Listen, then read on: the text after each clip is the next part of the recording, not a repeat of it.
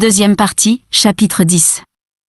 Il faisait sombre dans le petit appartement de la rue de Constantinople, car Georges du Roi et Clotilde de Marelle s'étant rencontrés sous la porte étaient entrés brusquement, et elle lui avait dit, sans lui laisser le temps d'ouvrir les persiennes.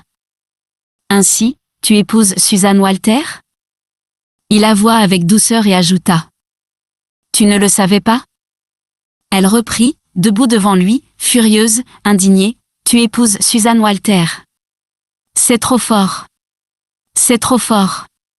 Voilà 3 mois que tu me cajoles pour me cacher ça. Tout le monde le sait, excepté moi. C'est mon mari qui me l'a appris. » Du Roi se mit à ricaner, un peu confus tout de même et, ayant posé son chapeau sur un coin de la cheminée, il s'assit dans un fauteuil. Elle le regardait bien en face, et elle dit d'une voix irritée et basse. « Depuis que tu as quitté ta femme, tu préparais ce coup-là, et tu me gardais gentiment comme maîtresse, pour faire l'intérim. Quel gredin tu es !» Il demanda. « Pourquoi ça ? J'avais une femme qui me trompait. Je l'ai surprise, j'ai obtenu le divorce, et j'en épouse une autre. Quoi de plus simple ? » Elle murmura, frémissante. « Oh ! Comme tu es roué et dangereux, toi !» Il se remit à sourire. « Parbleu ! Les imbéciles et les niais sont toujours des dupes. » Mais elle suivait son idée. « Comme j'aurais dû te deviner dès le commencement. Mais non, je ne pouvais pas croire que tu serais crapule comme ça. » Il prit un air digne. « Je te prie de faire attention aux mots que tu emploies. » Elle se révolta contre cette indignation. « Quoi ? Tu veux que je prenne des gants pour te parler maintenant ? Tu te conduis avec moi comme un gueux depuis que je te connais, et tu prétends que je ne te le dise pas ? Tu trompes tout le monde, tu exploites tout le monde, tu prends du plaisir et de l'argent partout, et tu veux que je te traite comme un honnête homme ? » Il se leva, et la lèvre tremblante. « Tais-toi, ou je te fais sortir d'ici. » Elle balbutia. « Sortir d'ici ? Sortir d'ici ? Tu me ferais sortir d'ici, toi ?» Elle ne pouvait plus parler, tant elle suffoquait de colère, et brusquement, comme si la porte de sa fureur se fût brisée, elle éclata. « Sortir d'ici ? Tu oublies donc que c'est moi qui l'ai payé, depuis le premier jour, ce logement-là. Ah ! Oui, tu l'as bien pris à ton compte de temps en temps. Mais qui est-ce qui l'a loué ? C'est moi. Qui est-ce qui l'a gardé ? C'est moi. Et tu veux me faire sortir d'ici. Tais-toi donc, vaurien. Crois-tu que je ne sais pas comment tu as volé à Madeleine la moitié de l'héritage de Vaudrec ? Crois-tu que je ne sais pas comment tu as couché avec Suzanne pour la forcer à t'épouser ? » Il la saisit par les épaules et la secouant entre ses mains. « Ne parle pas de celle-là. Je te le défends. » Elle cria. « Tu as couché avec, je le sais. » Il eût accepté n'importe quoi, mais ce mensonge l'exaspérait. Les vérités qu'elle lui avait criées par le visage lui faisaient passer tout à l'heure des frissons de rage dans le cœur, mais cette fausseté sur cette petite fille qui allait devenir sa femme éveillait dans le creux de sa main un besoin furieux de frapper. Il répéta. « Tais-toi, prends garde, tais-toi », et il l'agitait comme on agite une branche pour en faire tomber les fruits. Elle hurla, décoiffée, la bouche grande ouverte, les yeux fous. « Tu as couché avec !» Il la lâcha et lui lança par la figure un tel soufflet qu'elle alla tomber contre le mur. Mais elle se retourna vers lui, et, soulevée sur ses poignets, vociféra encore une fois. « Tu as couché avec !» Il se rua sur elle, et, la tenant sous lui, la frappa comme s'il tapait sur un homme. Elle se tut soudain, et se mit à gémir sous les coups. Elle ne remuait plus. Elle avait caché sa figure dans l'angle du parquet et de la muraille, et elle poussait des cris plaintifs. Il cessa de la battre et se redressa. Puis il fit quelques pas par la pièce pour reprendre son sang-froid, et, une idée lui étant venue, il passa dans la chambre, emplit la cuvette d'eau froide, et se trempa la tête dedans. Ensuite il se lava les mains, et il revint voir ce qu'elle faisait en s'essuyant les doigts avec soin. Elle n'avait point bougé. Elle restait étendue par terre, pleurant doucement. Il demanda. « Auras-tu bientôt fini de larmoyer ?» Elle ne répondit pas. Alors il demeura debout au milieu de l'appartement, un peu gêné, un peu honteux en face de ce corps allongé devant lui. Puis, tout à coup, Il prit une résolution, et saisit son chapeau sur la cheminée. « Bonsoir. Tu remettras la clé au concierge quand tu seras prête. Je n'attendrai pas ton bon plaisir. » Il sortit, ferma la porte, pénétra chez le portier, et lui dit : « Madame est restée. Elle s'en ira tout à l'heure. Vous direz au propriétaire que je donne congé pour le 1er octobre. Nous sommes au 16 août, je me trouve donc dans les limites. » Et il s'en alla à grands pas, car il avait des courses pressées à faire pour les derniers achats de la corbeille. Le mariage était fixé au 20 octobre, après la rentrée des chambres. Il aurait lieu à l'église de la Madeleine. On en avait beaucoup jasé sans savoir au juste la vérité. Différentes histoires circulaient. On chuchotait qu'un enlèvement avait eu lieu, mais on n'était sûr de rien. D'après les domestiques, Madame Walter, qui ne parlait plus à son futur gendre, s'était empoisonnée de colère le soir où cette union avait été décidée, après avoir fait conduire sa fille au couvent, à minuit. On l'avait ramenée presque morte. Assurément, elle ne se remettrait jamais. Elle avait l'air maintenant d'une vieille femme, ses cheveux devenaient tout gris, et elle tombait dans la dévotion, communiant tous les dimanches. Dans les premiers jours de septembre, la Vie française annonça que le baron du roi de Cantel devenait son rédacteur en chef, M. Walter conservant le titre de directeur. Alors on s'adjoignit un bataillon de chroniqueurs connus, d'écotiers, de rédacteurs politiques, de critiques d'art et de théâtre, enlevés à force d'argent aux grands journaux, aux vieux journaux puissants et posés.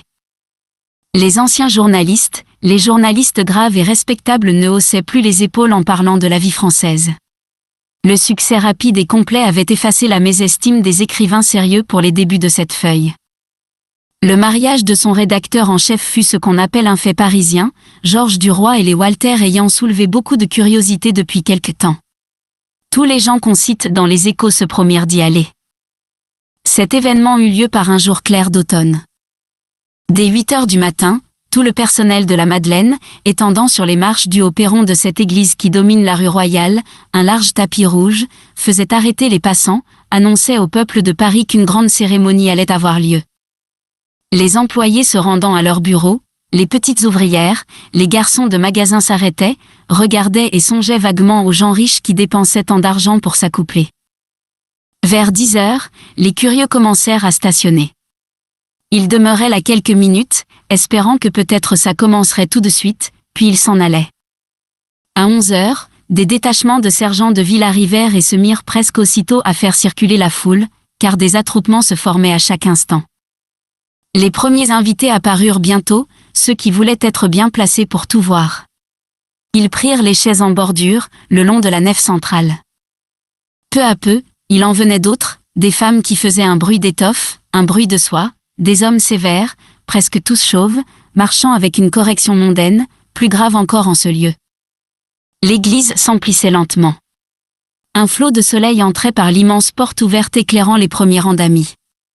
Dans le chœur qui semblait un peu sombre, l'autel couvert de cierges faisait une clarté jaune, humble et pâle en face du trou de lumière de la grande porte. On se reconnaissait, on s'appelait d'un signe, on se réunissait par groupes. Les hommes de lettres, moins respectueux que les hommes du monde, causaient à mi-voix. On regardait les femmes. Norbert de Varenne, qui cherchait un ami, aperçut Jacques Rival vers le milieu des lignes de chaises, et il le rejoignit. « Eh bien, dit-il, l'avenir est au malin. » L'autre, qui n'était point envieux, répondit, « Tant mieux pour lui. Sa vie est faite. » Et ils se mirent à nommer les figures aperçues. Rival demanda, « Savez-vous ce qu'est devenue sa femme ?» Le poète sourit, « Oui et non. Elle vit très retirée, m'a-t-on dit, dans le quartier Montmartre. Mais, il y a un mais, je lis depuis quelque temps dans la plume des articles politiques qui ressemblent terriblement à ceux de Forestier et de Duroy. Ils sont d'un nommé Jean Le Dol, un jeune homme, beau garçon, intelligent, de la même race que notre ami Georges, et qui a fait la connaissance de son ancienne femme. D'où j'ai conclu qu'elle aimait les débutants et les aimerait éternellement. Elle est riche d'ailleurs. Vaudrec et Laroche-Mathieu n'ont pas été pour rien les assidus de la maison. Rival déclara. Elle n'est pas mal, cette petite Madeleine. Très fine et très rouée. Elle doit être charmante au découvert. Mais, dites-moi, comment se fait-il que Duroy se marie à l'église après un divorce prononcé ? Norbert de Varenne répondit, il se marie à l'église parce que, pour l'église, il n'était pas marié, la première fois. Comment ça? Notre bel ami, par indifférence ou par économie, avait jugé la mairie suffisante en épousant Madeleine Forestier. Il s'était donc passé de bénédiction ecclésiastique, ce qui constituait, pour notre Sainte Mère l'Église, un simple état de concubinage. Par conséquent, il arrive devant elle aujourd'hui en garçon, et elle lui prête toutes ses pompes, qui coûteront cher au père Walter. La rumeur de la foule accrue grandissait sous la voûte. On entendait des voix qui parlaient presque haut. On se montrait des hommes célèbres, qui posaient, contents d'être vus, et gardant avec soin leur maintien adopté devant le public, habitués à se montrer ainsi dans toutes les fêtes dont ils étaient, leur semblait-il, les indispensables ornements, les bibelots d'art. Rival reprit. Dites donc, mon cher, vous qui allez souvent chez le patron, est-ce vrai que Madame Walter et du roi ne se parlent jamais plus? Jamais. Elle ne voulait pas lui donner la petite. Mais il tenait le père par des cadavres découverts, paraît-il, des cadavres enterrés au Maroc. Il a donc menacé le vieux de révélations épouvantables. Walter s'est rappelé l'exemple de Laroche-Mathieu et il a cédé tout de suite. Mais la mère, entêtée comme toutes les femmes, a juré qu'elle n'adresserait plus la parole à son gendre. Ils sont rudement drôles, en face l'un de l'autre. Elle a l'air d'une statue, de la statue de la vengeance, et il est fort gêné, lui, bien qu'il fasse bonne contenance, car il sait se gouverner, celui-là. Des confrères venaient leur serrer la main. On entendait des bouts de conversation politique. Et vague comme le bruit d'une mer lointaine, le grouillement du peuple amassé devant l'église entrait par la porte avec le soleil, montait sous la voûte, au-dessus de l'agitation plus discrète du public d'élite massé dans le temple. Tout à coup le Suisse frappa 3 fois le pavé du bois de sa hallebarde. Toute l'assistance se retourna avec un long froufrou de jupe et un remuement de chaise. Et la jeune femme apparut, au bras de son père, dans la vive lumière du portail. Elle avait toujours l'air d'un joujou, d'un délicieux joujou blanc coiffé de fleurs d'oranger. Elle demeura quelques instants sur le seuil, puis quand elle fit son premier pas dans la nef, les orgues poussèrent un cri puissant, annoncèrent l'entrée de la mariée avec leur grande voix de métal. Elle s'en venait, la tête baissée, mais point timide, vaguement émue, gentille, charmante, une miniature d'épousée. Les femmes souriaient et murmuraient en la regardant passer. Les hommes chuchotaient, exquises, adorables. Monsieur Walter marchait avec une dignité exagérée, un peu pâle, les lunettes d'aplomb sur le nez. Derrière eux, 4 demoiselles d'honneur, toutes les 4 vêtues de rose et jolies toutes les 4, formaient une cour à ce bijou de reine. Les garçons d'honneur, bien choisis, conformes au type, allaient d'un pas qui semblait réglé par un maître de ballet. Madame Walter les suivait, donnant le bras au père de son autre gendre, au marquis de La Tour-Yvelin, âgé de 72 ans. Elle ne marchait pas, elle se traînait, prête à s'évanouir à chacun de ses mouvements en avant. On sentait que ses pieds se collaient aux dalles, que ses jambes refusaient d'avancer, que son cœur battait dans sa poitrine comme une bête qui bondit pour s'échapper. Elle était devenue maigre. Ses cheveux blancs faisaient paraître plus blême encore et plus creux son visage. Elle regardait devant elle pour ne voir personne, pour ne songer, peut-être, qu'à ce qui la torturait. Puis Georges Duroy parut avec une vieille dame inconnue. Il levait la tête sans détourner non plus ses yeux fixes, durs, sous ses sourcils un peu crispés. Sa moustache semblait irritée sur sa lèvre. On le trouvait fort beau garçon. Il avait l'allure fière, la taille fine, la jambe droite. Il portait bien son habit que tachait, comme une goutte de sang, le petit ruban rouge de la Légion d'honneur. Puis venaient les parents, Rose avec le sénateur Rissolin. Elle était mariée depuis 6 semaines. Le comte de La Tour-Yvelin accompagnait la vicomtesse de Percémur.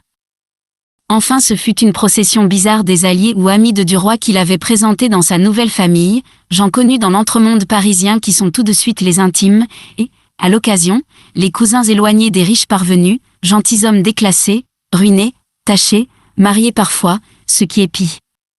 C'étaient N de Bellevigne, le marquis de Banjolin, le comte et la comtesse de Ravenel, le duc de Ramorano, le prince de Cravallo, le chevalier Valréali, puis des invités de Walter, le prince de Guerche, le duc et la duchesse de Ferracine, la belle marquise des Dunes.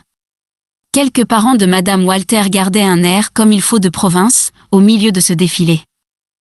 Et toujours les orgues chantaient, poussaient par l'énorme monument les accents ronflants et rythmés de leurs gorges luisantes, qui crient au ciel la joie ou la douleur des hommes. On referma les grands battants de l'entrée, et, tout à coup, il fit sombre comme si on venait de mettre à la porte le soleil. Maintenant Georges était agenouillé à côté de sa femme dans le chœur, en face de l'autel illuminé. Le nouvel évêque de Tanger, crosse en main, mitre en tête, apparut, sortant de la sacristie, pour les unir au nom de l'Éternel.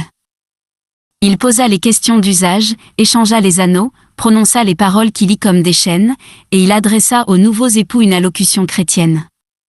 Il parla de la fidélité, longuement, en termes pompeux. C'était un gros homme de grande taille, un de ces beaux prélâchés qui le vantraient une majesté. Un bruit de sanglots fit retourner quelques têtes. Madame Walter pleurait, la figure dans ses mains. Elle avait dû céder. Qu'aurait-elle fait? Mais depuis le jour où elle avait chassé de sa chambre sa fille revenue, en refusant de l'embrasser, depuis le jour où elle avait dit à voix très basse à du roi, qui la saluait avec cérémonie en reparaissant devant elle, « Vous êtes l'être le plus vil que je connaisse, ne me parlez jamais plus, car je ne vous répondrai point. » Elle souffrait une intolérable et inapaisable torture. Elle haïssait Suzanne d'une haine aiguë, faite de passion exaspérée et de jalousie déchirante, étrange jalousie de mère et de maîtresse, inavouable, féroce, brûlante comme une plaie vive. Et voilà qu'un évêque les mariait, sa fille et son amant, dans une église, en face de 2000 personnes, et devant elle. Et elle ne pouvait rien dire? Elle ne pouvait pas empêcher cela? Elle ne pouvait pas crier, « Mais il est à moi, cet homme, c'est mon amant. Cette union que vous bénissez est infâme. » Plusieurs femmes, attendries, murmurèrent, comme la pauvre mère est émue. L'évêque déclamait, « Vous êtes parmi les heureux de la terre, parmi les plus riches et les plus respectés. Vous, monsieur, que votre talent élève au-dessus des autres, vous qui écrivez, qui enseignez, qui conseillez, qui dirigez le peuple, vous avez une belle mission à remplir, un bel exemple à donner. » Du roi l'écoutait, ivre d'orgueil. Un prélat de l'église romaine lui parlait ainsi, à lui. Et il sentait, derrière son dos, une foule illustre venue pour lui. Il lui semblait qu'une force le poussait, le soulevait. Il devenait un des maîtres de la terre, lui, le fils des 2 pauvres paysans de Canteleu. Il les vit tout à coup dans leur humble cabaret, au sommet de la côte, au-dessus de la grande vallée de Rouen, son père et sa mère, donnant à boire aux campagnards du pays. Il leur avait envoyé 5000 francs en héritant du comte de Vaudrec. Il allait maintenant leur en envoyer 50 000, et ils achèteraient un petit bien. Ils seraient contents, heureux. L'évêque avait terminé sa harangue. Un prêtre vêtu d'une étole dorée montait à l'autel. Et les orgues recommencèrent à célébrer la gloire des nouveaux époux. Tantôt elles jetaient des clameurs prolongées, énormes, enflées comme des vagues, si sonores et si puissantes, qu'il semblait qu'elles dussent soulever et faire sauter le toit pour se répandre dans le ciel bleu. Leur bruit vibrant emplissait toute l'église, faisait frissonner la chair et les âmes. Puis tout à coup elles se calmaient, et des notes fines, alertes, couraient dans l'air, effleuraient l'oreille comme des souffles légers, c'étaient de petits chants gracieux, menus, sautillants, qui voletaient ainsi que des oiseaux, et soudain, cette coquette musique s'élargissait de nouveau, redevenant effrayante de force et d'ampleur, comme si un grain de sable se métamorphosait en un monde. Puis des voix humaines s'élevèrent, passèrent au-dessus des têtes inclinées. Vory et Landec, de l'opéra, chantaient. L'encens répandait une odeur fine de benjoin, et sur l'autel le sacrifice divin s'accomplissait, l'homme-dieu, à l'appel de son prêtre, descendait sur la terre pour consacrer le triomphe du baron Georges du Roi. Bel-Ami, à genoux à côté de Suzanne, avait baissé le front. Il se sentait en ce moment presque croyant, presque religieux, plein de reconnaissance pour la divinité qui l'avait ainsi favorisé, qui le traitait avec ses égards. Et sans savoir au juste à qui il s'adressait, il la remerciait de son succès. Lorsque l'office fut terminé, il se redressa, et donnant le bras à sa femme, il passa dans la sacristie. Alors commença l'interminable défilé des assistants. Georges, affolé de joie, se croyait un roi qu'un peuple venait acclamer. Il serrait des mains, balbutiait des mots qui ne signifiaient rien, saluait, répondait aux compliments, « Vous êtes bien aimable ». Soudain il aperçut Madame de Marelle, et le souvenir de tous les baisers qu'il lui avait donnés, qu'elle lui avait rendus, le souvenir de toutes leurs caresses, de ses gentillesses, du son de sa voix, du goût de ses lèvres, lui fit passer dans le sang le désir brusque de la reprendre. Elle était jolie, élégante, avec son air gamin et ses yeux vifs. Georges pensait, quelle charmante maîtresse, tout de même. Elle s'approcha un peu timide, un peu inquiète, et lui tendit la main. Il la reçut dans la sienne et la garda. Alors il sentit l'appel discret de ses doigts de femme, la douce pression qui pardonne et reprend.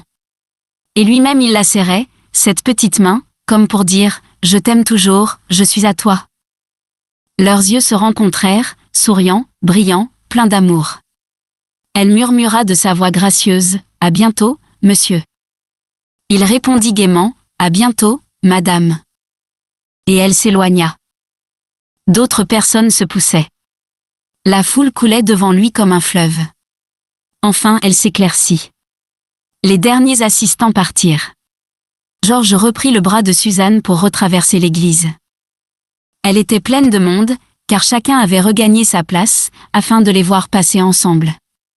Il allait lentement, d'un pas calme, la tête haute, les yeux fixés sur la grande baie ensoleillée de la porte. Il sentait sur sa peau courir de longs frissons, ces frissons froids que donnent les immenses bonheurs. Il ne voyait personne. Il ne pensait qu'à lui. Lorsqu'il parvint sur le seuil, il aperçut la foule amassée, une foule noire, bruissante, venue là pour lui Georges Duroy. Le peuple de Paris le contemplait et l'enviait. Puis, relevant les yeux, il découvrit là-bas, derrière la place de la Concorde, la chambre des députés. Et il lui sembla qu'il allait faire un bond du portique de la Madeleine au portique du Palais Bourbon. Il descendit avec lenteur les marches dues au perron entre deux haies de spectateurs. Mais il ne les voyait point, sa pensée maintenant revenait en arrière, et devant ses yeux éblouis par l'éclatant soleil flottait l'image de Madame de Marelle rajustant en face de la glace les petits cheveux frisés de ses tempes, toujours défaits au sortir du lit.